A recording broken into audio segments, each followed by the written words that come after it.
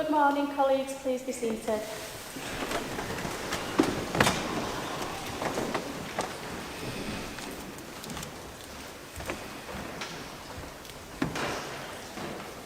Can I remind members to switch off their mobile phones, please, and in the public gallery too?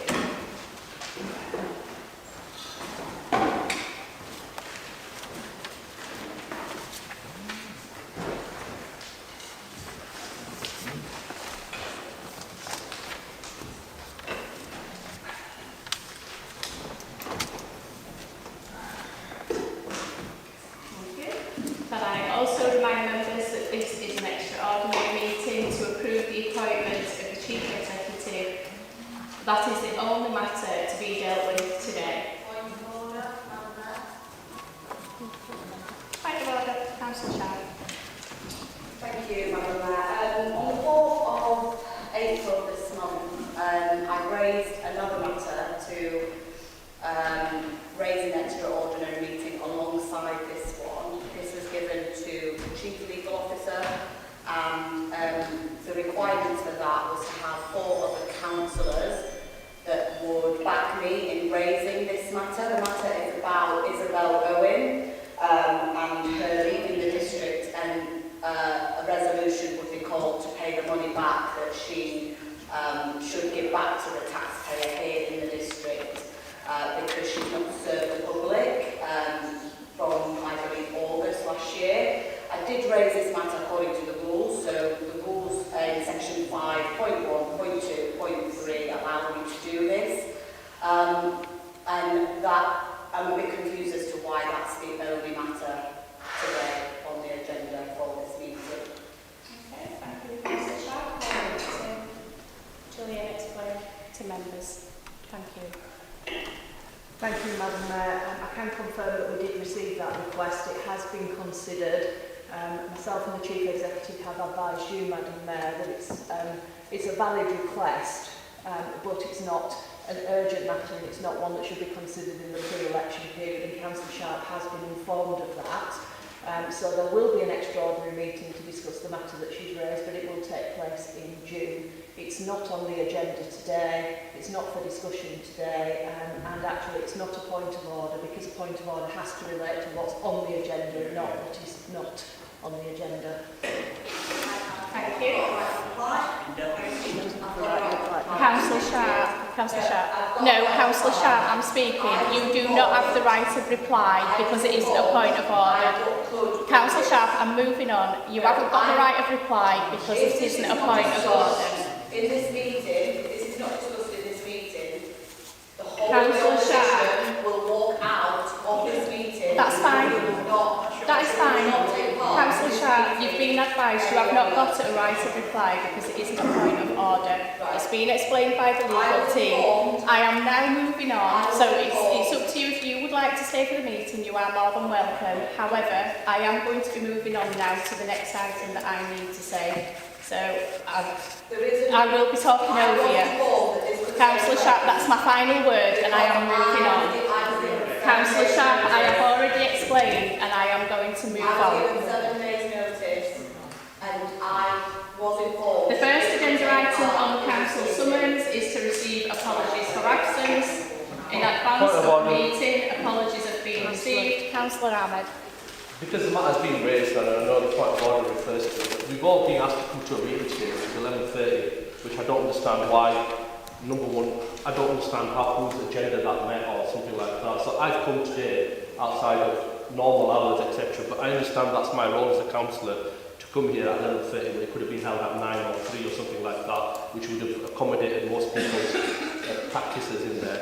But we've come to a meeting where it's believed that there was an item raised in accordance with some rules that have been, the rules that have been met, but it wasn't deemed urgent enough, even although this, I do believe this item on this agenda is urgent and it should be raised, but what my point is, that the matter's been raised, so it's actually on the agenda now, isn't it? Well, it's not, it's become on the agenda verbally or otherwise. So when the matter has been raised in the council chamber, it's been raised through the correct channels. What was the rationale or legal reasoning behind not allowing that to happen in this meeting? And what was the need for another meeting? Thank you, Madam Mayor. You can't raise an item verbally on the agenda. Proper notice has to be given. It has to be included in the notice and summons for the meeting. Councillor Sharp has raised a request in accordance with the rules. Yeah. The request has been dealt with in accordance with the rules and will be considered by this council in June. It is not on the agenda today. It's not a point of order on either occasion because you can't raise a point of order on something that is not on the agenda. My advice to you, Madam Mayor, is to continue with the meeting. Thank you. In advance of the meeting, apologies have been received from Councillors Carrington, Carver, Hayes, Councillor Atman. It was said that something was raised on the agenda. It's not been added to today's extraordinary meeting because it's not deemed urgent. I would deem public expenses urgent. It shows on your part and the Labour Party's part a lack of transparency and a clear technical voice scrutiny.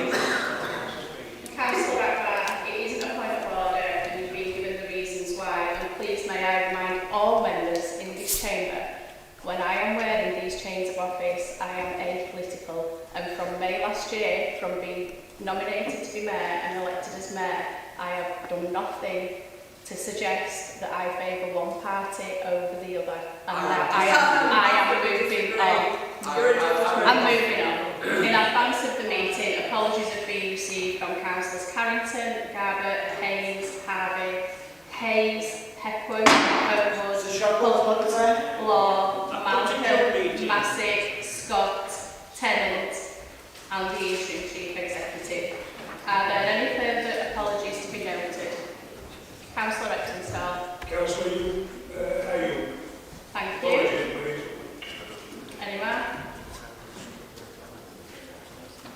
Agenda item 2 is member declarations of interest. Will members declaring an interest please identify themselves and their interest clearly and complete the usual yellow form before the end of the meeting. Firstly, are there any disclosable pecuniary interests to be declared? Are there any other interests to be declared? Can we continue with the meeting, please?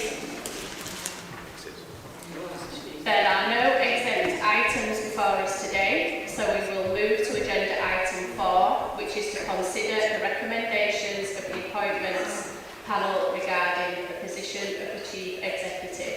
Is the report moved? Move the report, Madam Mayor.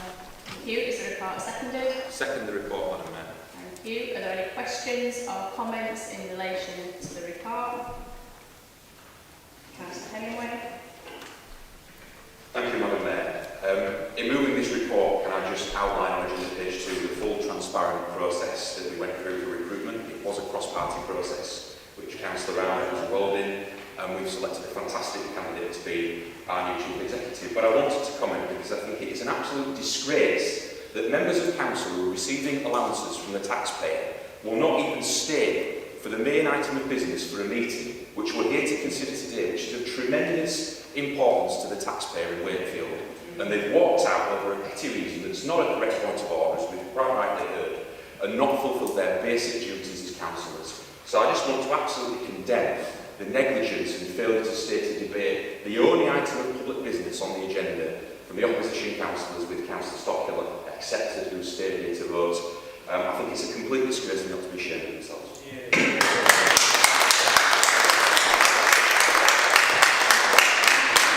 Thank you. All in favour? Any against? Any abstentions? That's carried. Colleagues, that was the last item on the agenda. May I remind members that there will be a further council meeting on Wednesday, 15th of May, to bestow the freedom of the city on Chris Kamara, MBE, in recognition and acknowledgement of his outstanding services to sport, charity business and the city. Thank you all for your attendance. I now declare the meeting closed. Ladies and gentlemen, council members, please be upstanding whilst the mayoral party leave the council chamber.